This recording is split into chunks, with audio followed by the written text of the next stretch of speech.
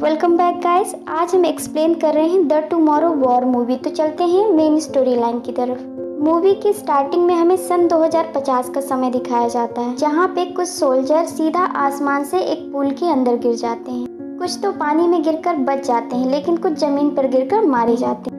और वहीं पे एंट्री होती है इस मूवी के लीड कैरेक्टर यानी कि डैन फॉस्टर। और यहीं से मूवी आती है प्रेजेंट टाइम पे, सन 2022 दिसंबर का समय जहाँ पे दिखाया जा रहा है, जहाँ पर बर्थडे होता है डैन फॉस्टर की बेटी मोरी फॉस्टर का। वो अपनी बेटी के बर्थडे को खास बनाने के लिए अपने साथ बहुत सारी खाने पीने का सामान लेके आता है। पूरे घर में पार्टी का माहौल होता है और सब लोग बहुत खुश होते हैं। तभी डैन की वाइफ उसके पास आती है और उसको बताती है कि उनकी बेटी को विश करने के लिए उनके ग्रैंडपा यानी कि जेम्स फॉस्टर ने एक कार्ड भेजा है, जिसे सुनकर डैन बहुत अपसेट हो जाता है। वो उस कार्ड को लेता है और उसे डस्टबिन में डाल देता है। इस बात से हम ये समझ पाते हैं कि डैन अपने फादर से बहुत ज़्यादा नाराज है। अब सभी लोग बैठकर फुटबॉल मैच का आनंद लेने लगते हैं, लेकिन वहाँ पे तभी एक बहुत तेजी सी रोशनी आती है। उस रोशनी से कुछ सोल्जर्स निकलकर वहाँ पे आते हैं, जिन्हें लीड कर रही होती है लेफ्टिनेंट हार्ट। वो सभी को बताती है कि हम फ्यूचर से आए हैं। आज से 30 साल बाद एक ऐसी जंग छिड़ने वाली है जो सारे इंसानियत का नामो निशान मिटा देगी। और अगर सीधे शब्दों में कहें तो हमारा सामना किसी इंसान से नहीं बल्कि एक ऐसी शक्ति से है जिसे मिटाना काफ़ी मुश्किल है। उन सब से लड़ने के लिए हमारी आखिरी उम्मीद सिर्फ आप हो। अगर आप हमारा साथ नहीं दोगे तो हम उनसे कभी लड़ नहीं पाएंगे। ये खबर हर टीवी हर न्यूज चैनल पे आ चुकी थी और इस खबर के 1 साल बीत जाने के बाद हर कोई सत्ते में आ गया था। सरकारें एकजुट हो चुकी थी और सभी लोग अपनी अपनी सेनाएं बनाकर भविष्य में भेज रहे थे।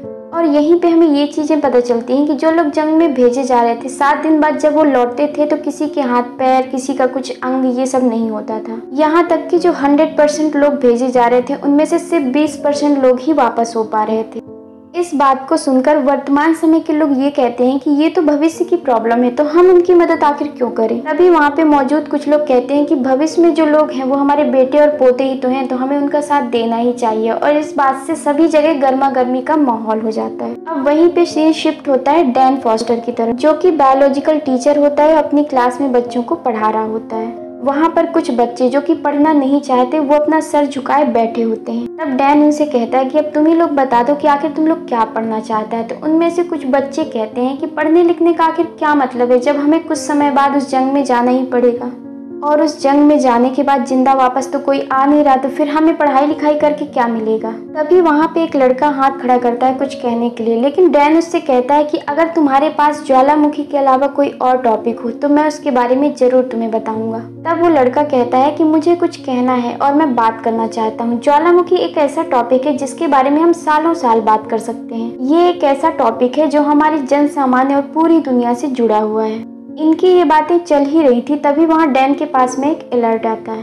उसे मैसेज के थ्रू ये बताया जाता है कि आपको जल्दी ही अपने पास के रिसर्च सेंटर में रिपोर्ट करना होगा। उसके वहाँ पहुँचने के बाद हमें ये पता चलता है कि सैनिकों की कमी पड़ने की वजह से अब नॉर्मल सिविलियन को भी जंग में भेजा जा रहा है। अब डैन के ऊपर एक टेस्ट होता है और इस टेस्ट में डैन के हाथ में एक रिस्क बैंड बांध दिया जाता है। रिस्क बैंड एक ऐसी डिवाइस होती है जो कि भविष्य में छुपे हुए सैनिक जो कि कहीं भी छुपे हैं उन्हें आइडेंटिफाई कर सकती है। और ये रिस्क बैंड ये भी बताता है कि ये भविष्य में कब मरने वाले हैं। और यहीं पे हमें ये पता चलता है कि डैन फॉस्टर की मौत आज से 8 साल बाद यानी कि सन 2030 में होने वाली होती है। तो वो मिलिट्री वालों से पूछता है कि आखिर मैं मरूंगा कैसे, लेकिन मिलिट्री वाले उसे कुछ नहीं बताते और वो लोग उससे सिर्फ एक ही चीज कहते हैं कि आपके पास सिर्फ 24 घंटे हैं अपने आप को जंग में तैयार करने के लिए। आप अपने परिवार वालों को ये बता दीजिएगा कि आप इस जंग में शामिल हैं। अब ना चाहते हुए भी डैन को उस आर्मी का हिस्सा बनना पड़ता है। अब डैन मुंह लटकाए हुए अपने घर जाता है। वहाँ पे हमें दिखाया जाता है कि जो डैन की बीवी एमी होती है वो एक कॉन्फ्रेंस ले रही होती है। वहाँ पर वो लोगों से बातचीत कर रही होती है कि आखिर उस भविष्य की जंग में आपका सामना कैसे कैसे जानवरों से होने वाला है, या फिर ये ऐसी कौन सी शक्ति थी जिनसे इंसान नहीं टकरा सकते। और उन सभी का एक्सपीरियंस काफी बुरा था। अब डैन एमी के पास पहुंचता है, वो उससे बातचीत करने लगता है। तभी एमी समझ जाती है कि डैन के हाथ में भी वही रिस्क बैंड बांध दिया जाता है जो वहां भेजे जाने वाले सोल्जर्स के हाथ में बंधा होता है। तब एमी डैन को मना करती है। वो कहती है कि मैं तुम्हें कहीं नहीं जाने दूंगी। तब डैन एमी को समझाता है कि मुझे ये सब करना ही पड़ेगा। इस रिस्क बैंड की वजह से वो मुझे कहीं से भी ढूंढ लेंगे, चाहे मैं कहीं पर भी छुपूं या कहीं पर भी भागूं, वो लोग मुझे आखिर इस जंग में भेज कर ही रहेंगे। तब वो डैन से कहती है कि क्या तुम अपने पिता की मदद ले सकते हो, क्योंकि वही ऐसे शख्स हैं जो कि इस रिस्क बैंड को उतार सकते हैं। अब ना चाहते हुए भी डैन को अपने पिता जेम्स फॉस्टर के पास जाना पड़ता है। उनकी एक छोटी सी फैक्ट्री होती है, वहाँ पर वो एरोप्लेन को रिपेयर करते हैं और साथ ही नए नए गैजेट्स बनाते हैं। डैन अपने फादर को बताता है कि मुझे 24 घंटे बाद वॉर में भेजा जाना है, लेकिन मैं नहीं जाना चाहता, इसलिए मैं चाहता हूँ कि आप मेरा रिस्क बैंड निकाल दें। तब उसके फादर उसका रिस्क बैंड चेक करते हैं और उसे बताते हैं कि ये बैंड सी सीरीज का है और काफी ताकतवर है, इसीलिए मुझे इसे निकालने के लिए काफी टाइम की जरूरत पड़ेगी। अब उन दोनों के बीच में कुछ और भी बातचीत होने लगती है, जिससे डैन पुरानी बातें दोहराने लगता है। इससे जेम्स को काफी गुस्सा आता है और वो कहता है कि बाप की याद तब आती है जब औलाद मुसीबत में होती है। अब इस बात से डैन को और ज्यादा गुस्सा आ जाता है। वो कहता है ना तो मैं कभी तुमसे मिलूंगा और ना ही अपनी बेटी को तुमसे मिलवाऊंगा, और ये कहकर वो वापस अपने घर आ जाता है। अब वहाँ अपनी बीवी एमी से मिलकर वो बताता है कि मेरी रिस्क बैंड अभी तक नहीं उतरी है,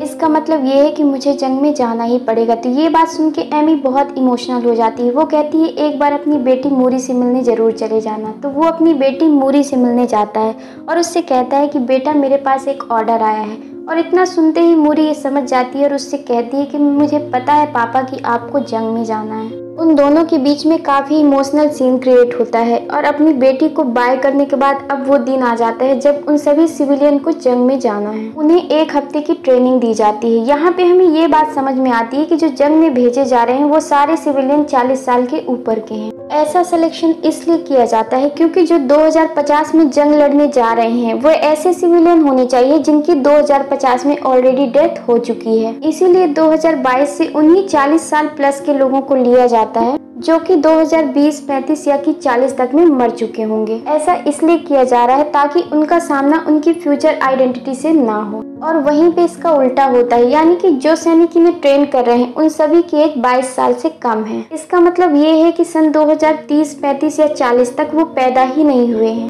तो आखिर वो अपने फ्यूचर से कैसे मिल पाएंगे। इन सभी को ट्रेनिंग में ये बताया जाता है कि आपका सामना जिनसे होने वाला है वो है व्हाइट स्पाइक्स।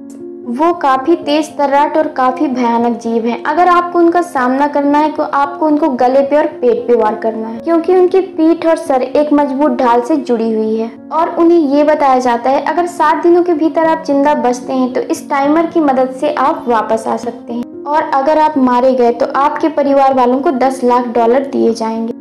उसी जगह पर डैन की मुलाकात 2 और लोगों से होती है। एक का नाम है चार्ली जो कि एनवायरमेंटल प्रोफेसर होता है, और एक इंसान और होता है जिसका नाम होता है डोरियन। वो पिछले 3 बार भविष्य में जाकर लड़कर वापस आ चुका होता है। अब वहाँ पे सारे सैनिक उन लोगों को ये बता रहे होते हैं कि आपको भविष्य में जाना है और किस तरीके से उससे लड़ाई करनी है, और आपको भविष्य में जंप लिंक के थ्रू भेजा जाएगा। तब वहाँ पे चार्ली कहता है कि क्यों ना हम उसी टाइम उसी दिन में वहाँ पे जाएं जबकि सारे धरती पे एलियन वहाँ पे हमला करने के लिए इकट्ठे हुए थे, और हम उसे उसी दिन मार दें। तब वहाँ पे आर्मी वाले कहते हैं कि ना तो हमें आज तक उनका कोई स्पेसशिप मिला और ना ही धरती पर क्रैश लैंडिंग करने का कोई सबूत मिला है। इसी वजह से हम वो दिन और जगह नहीं जान पाए जहाँ पे वो पहली बार मौजूद हुए थे। हमें बस ये पता है कि रशिया में पहली बार अटैक हुआ था और रशिया के बाद ये पूरी दुनिया में फैल चुके हैं। यहाँ पे मैं एक चीज और क्लियर कर दूं कि ये जो जंग चल रही है एलियंस की वो सन 2050 में चल रही है, जहाँ से ये फ्यूचर मिलिट्री फोर्स आई हुई है। और अभी जो करंट टाइम चल रहा है वो सन 2022 का टाइम चल रहा है, जहाँ से आर्मी को तैयार करके फ्यूचर में ये लोग भेज रहे हैं। आखिर अब वो दिन आ ही जाता है जब सारे सिविलियन को जंपिंग लिंक के थ्रू भविष्य में जाना होता है, लेकिन जैसे ही जंपिंग स्टार्ट होता है तो उसके अंदर कुछ टेक्निकल फॉल्ट आ जाता है। इसकी वजह से जो लोग जमीन पे लैंड होने वाले थे वो लोग आसमान से 5-6 मील नीचे गिरने लगते हैं, और ये वही सीन होता है जो कि मूवी की स्टार्टिंग में दिखाया गया था। कुछ लोग तो पानी में गिर के बच जाते हैं, लेकिन कुछ लोग बिल्डिंग से गिरकर नीचे गिरकर मारे जाते हैं। अब जो लोग बचते हैं उनके अंदर डैन फॉस्टर भी शामिल होता है, जिन्हें अब भविष्य की कमांडिंग लीड ऑफिसर, जिनका नाम होता है लेफ्टिनेंट फॉस्टर, उससे कांटेक्ट करती है और कहती है कि पास ही रिसर्च सेंटर के अंदर हमारी कुछ हार्ड ड्राइव और दवाइयाँ पड़ी हैं। हमारी टीम उनको लेने के लिए वहाँ पे गई थी, लेकिन उनका वापस से कोई मैसेज अभी तक नहीं आया है। तो हम चाहते हैं कि आप सभी लोग उस रिसर्च सेंटर के अंदर जाएं और हमारी टीम से कांटेक्ट करें और वो हार्ड ड्राइव और दवाइयाँ वापस लेकर हम तक पहुँचा दें, क्योंकि कुछ ही ही समय के अंदर यहाँ पर बॉम्ब ब्लास्ट होने वाले हैं। जेट फाइटर्स के थ्रू इस पूरी जगह पर बड़ी बड़ी मिसाइल्स गिराई जाने वाली है। तो मैं चाहती हूँ कि आप उनके मिसाइल गिराने के पहले सारी इंपॉर्टेंट चीजें हम तक पहुँचा दें।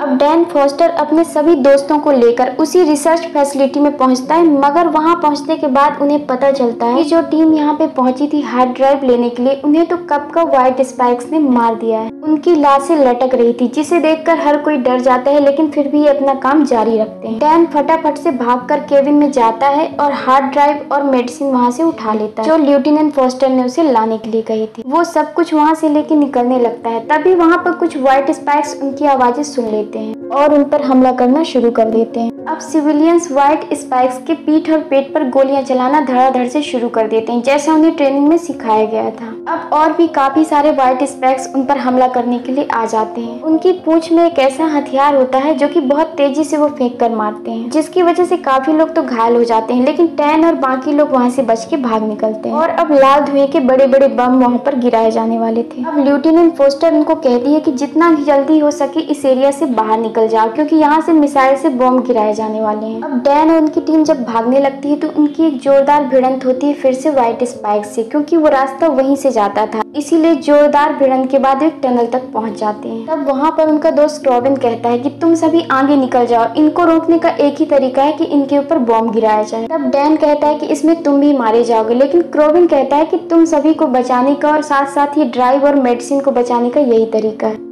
अब डैन अपने साथियों को लेके वहां से निकल जाता है। तभी वो पीछे देखता है कि रॉबिन एक बहुत बड़ा बॉम्ब ब्लास्ट करता है, जिसकी वजह से उनके पीछे जो व्हाइट स्पाइक्स थे वो सारे के सारे मारे जाते हैं। अब वहां पे मिसाइल भी गिराई जाती है, जिससे कि वो पूरा एरिया तबाह हो जाता है, लेकिन इससे पहले डैन, चार्ली और डोरियन वहां से निकल चुके थे। वहीं पे अब सीन दिखाया जाता है हॉस्पिटल पर, जहाँ पे ये तीनों बेहोशी की हालत में लेटे हुए थे। अब वहाँ पे आती है लेफ्टिनेंट फॉस्टर, वो आके डैन से बातचीत करने लगती है। तब डैन उससे कहता है कि क्या तुम एक आर लगाती हो या 2 आर। तभी उसको बातों ही बातों में ये पता चलता है कि जो भविष्य में वो लेफ्टिनेंट है वो और कोई नहीं बल्कि उसकी बेटी मूरी फॉस्टर है। मूरी अपने पिता को वहाँ देखकर ज्यादा खुश नहीं थी, तो डैन उससे पूछता है कि आखिर तुम्हें प्रॉब्लम क्या है, तुम मुझसे इतना रूड बिहेवियर क्यों कर रही हो। तब वो बताती है कि जब मैं 12 की हुई तो आपने घर छोड़ दिया, और जब मैं 14 की हुई तब आपने मॉम के साथ मुझे भी छोड़ दिया, और जब मैं 16 की हुई तब मैंने देखा कि आप एक एक्सीडेंट की वजह से हॉस्पिटल में मर रहे हैं और 2030 में आपकी मौत हो गई। तब डैन कहता है कि अगर मुझे 2030 में मरना ही है तो क्यों ना इस वक्त मैं तुम्हारी कुछ भी मदद कर सकूं, तो तुम मुझे बताओ, मैं अपनी बेटी के साथ कुछ वक्त तो गुजार सकूं। तब उन्हें मूरी बताती है कि हमें अब उनके घोंसले में जाना पड़ेगा, क्योंकि जब तक मादा यानी कि फीमेल व्हाइट स्पाइक्स को नहीं मारा जाएगा तब तक वो और अधिक व्हाइट स्पाइक्स को प्रोड्यूस करती रहेगी और इनकी पॉपुलेशन बढ़ती ही जाएगी। इसलिए हमें उसे पकड़कर कैद करना पड़ेगा और उसके डीएनए से एक ऐसा टॉक्सिन बनाना पड़ेगा जिससे कि सभी मारे जाएं। तब डैन कहता है कि हमारी इस धरती पर तो काफी खतरनाक टॉक्सिन है जिससे कि किसी को भी मारा जा सकता है, तो क्या तुमने वो ट्राई नहीं किया है। तब मूरी बताती है कि उनसे मेल व्हाइट स्पाइक्स को तो मारा जा सकता है, लेकिन फीमेल पे उनका कोई असर नहीं होता है। इसीलिए हमें उसी मादा फीमेल से ऐसा टॉक्सिन बनाना पड़ेगा जिससे हम उसको तो मार ही सकें, बाकी सभी व्हाइट स्पाइक्स को भी मार सकें। अब इन सभी इंफॉर्मेशन के साथ वो लोग निकल पड़ते हैं, वो सभी फीमेल व्हाइट स्पाइक्स के घोंसले पर, जहाँ पर जाने के बाद अब ये लोग हेलीकॉप्टर से नीचे उतरते हैं। वहाँ पर हम देखते हैं कि ऑलरेडी कुछ जवान उस फीमेल व्हाइट स्पाइक्स को पकड़ने की कोशिश कर रहे थे, उसे पिंजरे में डालने की कोशिश कर रहे थे, मगर वो इतनी ज्यादा ताकतवर थी कि वो हर किसी को मार रही थी। और तब वहाँ मूरी भी पहुंच जाती है और वो अपनी बंदूक से उसकी पूंछ को तोड़ देती है, जिससे वो सभी को मार रही थी। अब तो वो और ज्यादा गुस्सा हो चुकी थी और उसे जान से मारने के लिए आगे बढ़ती है। तभी उसकी मदद करने के लिए उसके पिता डैन फॉस्टर वहाँ पे कूद जाते हैं और वो सभी उन मिलिट्री वालों का साथ देने लगते हैं। लेकिन इसी बीच वो फीमेल व्हाइट स्पाइक्स काफी जोर जोर से चिल्लाने लगती है और उसकी आवाज सुनकर वहाँ पर मौजूद सारे मेल व्हाइट स्पाइक्स वहाँ पे आ जाते हैं उसकी हेल्प करने के लिए। अब एक तरफ तो फीमेल व्हाइट स्पाइक्स को कैद कर लिया गया था पिंजरे में और आर्मी वाले उसे लेकर जाने लगते हैं, लेकिन दूसरी तरफ सारे मेल व्हाइट स्पाइक्स इन लोगों पे हमला कर देते हैं। अब मूरी अपनी गन से इन लोगों पे हमला करने लगती है और काफी दूर चलने के बाद वो लोग एक सेफ लोकेशन पे पहुंच जाते हैं, जहाँ पे मूरी अपनी फ्लेयर गन से ये मैसेज करती है कि वहाँ से उन्हें रेस्क्यू किया जाए। तभी वहाँ पे एक हेलीकॉप्टर आता है और उन्हें रेस्क्यू करके ले जाता है डीप स्वेल 9 बहामास। बहामास एक ऐसी जगह जो कि समुद्र के बीच में बनी हुई थी, जिसके चारों तरफ एक बड़ा सा डैम बनाया गया था ताकि कोई भी व्हाइट स्पाइक्स अंदर ना आ सके। इस रिसर्च फैसिलिटी में हमें ये दिखाया जाता है कि उस फीमेल व्हाइट स्पाइक्स को बड़ी बड़ी जंजीरों के साथ कैद करके रखा गया था।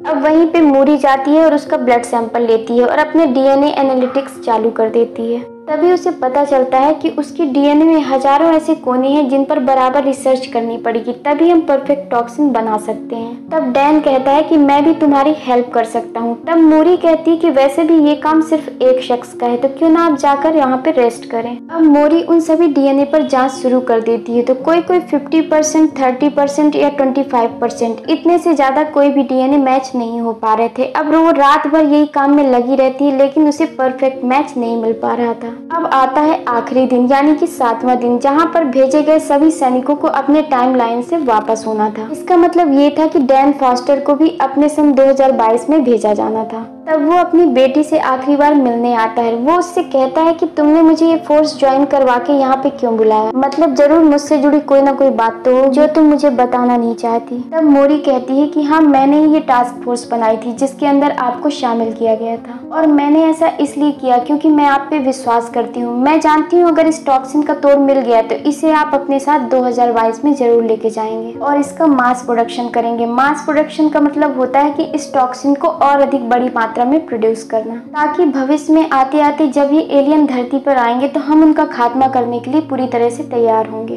और तभी मोरी को वो 100% डीएनए मैच हो जाता है। वो टॉक्सिन उसे मिल जाता है जिससे फीमेल व्हाइट स्पाइक्स को मारा जा सकता है। और ये सारी चीजें वहाँ पर बैठी फीमेल व्हाइट स्पाइक्स देख रही होती है और वो जोर जोर से चिल्लाने लगती है। उसकी आवाज सुनकर दूर से मेल व्हाइट स्पाइक्स उसको बचाने के लिए वहाँ पे हमला कर देते हैं। अब मिलिट्री वालों की और मेल व्हाइट स्पाइक्स की जोरदार भिड़ंत होती है और इस भिड़ंत में वो व्हाइट स्पाइक्स सारे आर्मी वालों को मार डालते हैं। और अब बचते हैं लास्ट में डैन और मॉरी, जिनके पास में वो टॉक्सिन R7 होता है। उसे बचाकर डैन को अपनी टाइमलाइन में पहुंचना था, मगर तभी वहां पे और अधिक व्हाइट स्पाइक्स आ जाते हैं और उन दोनों को जान से मारने की कोशिश करने लगते हैं। अब व्हाइट स्पाइक्स और डैन और मॉरी की जोरदार भिड़ंत होती है और इस भिड़ंत में व्हाइट स्पाइक्स हावी होते हैं। और एक टाइम ऐसा आता है कि जब व्हाइट स्पाइक मॉरी को पकड़ लेते हैं, उसे जान से मारने ही वाले होते हैं, तभी उसका पिता डैन सामने आ जाता है। वो उसको बचाने के लिए अपने हाथ देता है, लेकिन तभी उसका टाइमलाइन आ जाता है और मॉरी वहीं पे छूट जाती है और वो अपने टाइमलाइन से चला जाता है। अब वो प्रेजेंट में आ चुका था।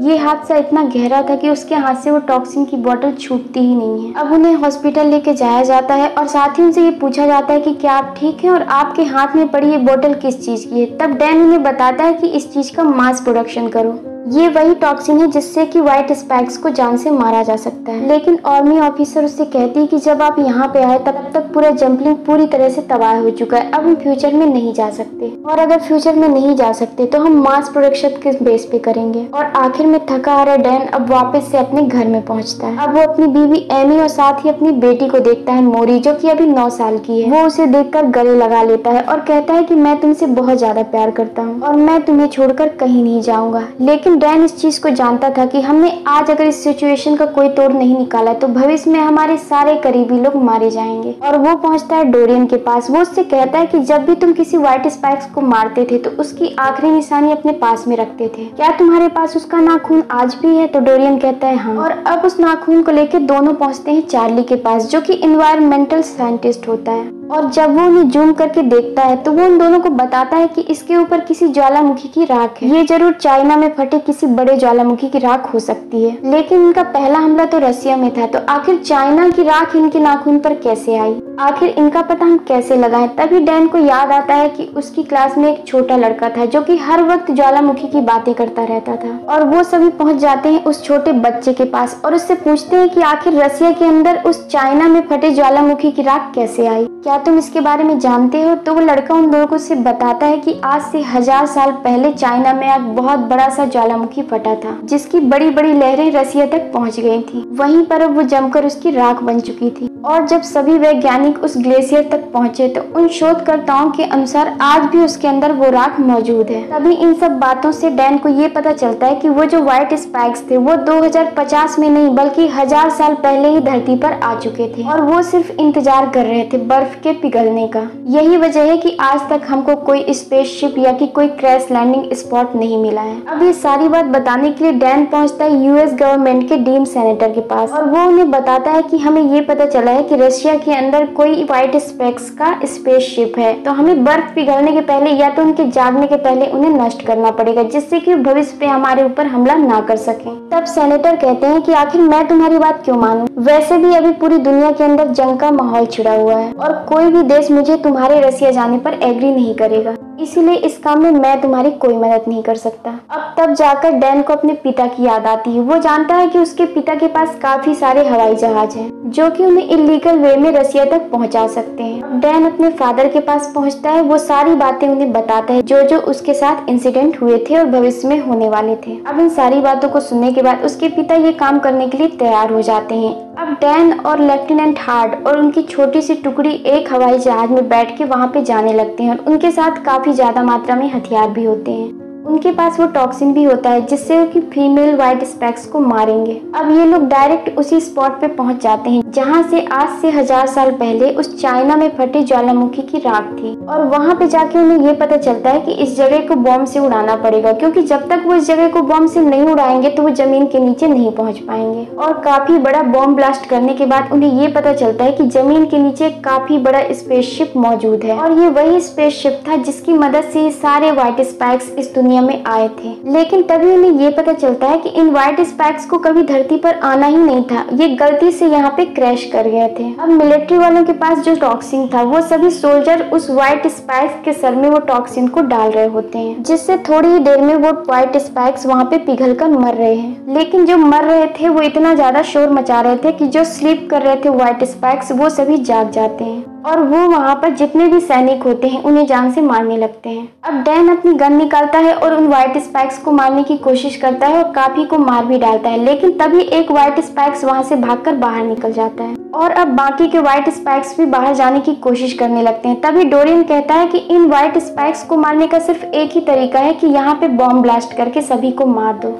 और तुम जितना जल्दी हो सके यहाँ से बाहर जाओ, क्योंकि तुम बचे हुए एलियन को जान से मारोगे जो कि बाहर भाग गया है। इस पूरे शिप को हम देख लेंगे। अब ना चाहते हुए डैन को उस स्पेसशिप से बाहर निकलना पड़ता है और अब देखते ही देखते डोरियन की मदद से वो स्पेसशिप जो कि व्हाइट स्पेक्स से भरा हुआ था वो पूरा तरीके से नष्ट हो जाता है, उसमें बॉम्ब ब्लास्ट हो जाता है। बाहर पहुंचने के बाद उन्हें अपने पिता जेम्स और साथ ही चार्ली मिलता है जिनकी हालत काफी खराब होती है। तब उसका पिता वहाँ पे कहता है कि हमने उस एलियन को रोकने की बहुत कोशिश की, लेकिन वो काफी बड़ी थी और उसके सिर पर लाल निशान था। अब वहाँ पे डैन ये समझ जाता है कि वो जो भागी हुई एलियन है वो फीमेल व्हाइट स्पेक्स है जो कि काफी ज्यादा बड़ी और खतरनाक है। अगर हमने उसे टाइम रहते नहीं रोका तो वो भविष्य में आकर हम सभी को मार डालेगी। इसीलिए अब डैन और साथ ही जेम्स दोनों मिलकर एक अच्छी सी प्लानिंग बनाते हैं। उस व्हाइट स्पेक्स को मारने के लिए वहाँ पर जेम्स अपना ही एक जैकेट एक मूर्ति के रूप में खड़ा कर देता है और व्हाइट स्पेक्स को ये लगता है कि यहाँ पे कोई इंसान खड़ा है तो वो उस पर हमला करने के लिए आती है, मगर तभी उसे जेम्स अपनी स्नाइपर से शूट कर देता है। तभी डैन अपने पिता की हेल्प करने के लिए पहुंच जाता है और उसके हाथ के अंदर वो टॉक्सिन का इंजेक्शन लगा देता है, मगर जब उसका हाथ पिघलने लगता है तो व्हाइट स्पेक्स इतनी चालाक थी कि वो अपने दांत से अपना हाथ ही काट देती है ताकि उसका पूरा शरीर खराब ना हो और वापस से वो उनसे लड़ने के लिए तैयार हो जाती है। उन व्हाइट स्पेक्स की एक खास बात थी कि वो खून को सूंघ सकती थी। तभी वहाँ पे जेम्स अपना हाथ काट देता है ताकि व्हाइट स्पेक्स उसके खून की स्मेल से उसको मारने के लिए चली जाए और उसके बेटे की जान बच जाए। मतलब वो अपने बेटे की जान बचाने के लिए अपनी जान को कुर्बान कर देता है। जेम्स के पास एक बड़ी सी खाई होती है। जेम्स ये सोच रहा था कि मैं अपने साथ उस बड़ी सी फीमेल को भी लेके नीचे चला जाऊंगा जिससे दोनों ही मर जाएंगे, मगर तभी डैन चार्ली के द्वारा दिया हुआ नाखून लेकर उसके सर पे कूद जाता है और उस नाखून से उसका गला काट देता है और जो टॉक्सिन उसके पास बचा होता है वो उसके मुंह में डाल देता है और उसको उस खाई से नीचे पटक देता है और नीचे गिरते ही एक बड़ी सी चट्टान से टकराकर वो फीमेल व्हाइट स्पेक्स मर जाती है और इसी के साथ ही इस दुनिया पर आने वाला एक बहुत बड़ा हादसा टल जाता है। इस पूरे इंसिडेंट के बाद में अब जैम और डैन की दोस्ती हो चुकी थी। वो अपनी बेटी से मिलवाने के लिए अपने पिता को भी अपने घर पे लेके आ जाता है और इसी के साथ एक हैप्पी एंडिंग हो जाती है। अगर आपको ये वीडियो पसंद आया हो तो आप मेरे चैनल को सब्सक्राइब कीजिए, लाइक कीजिए, अपने दोस्तों और ग्रुप में ये इस वीडियो को शेयर कीजिए। Bye bye.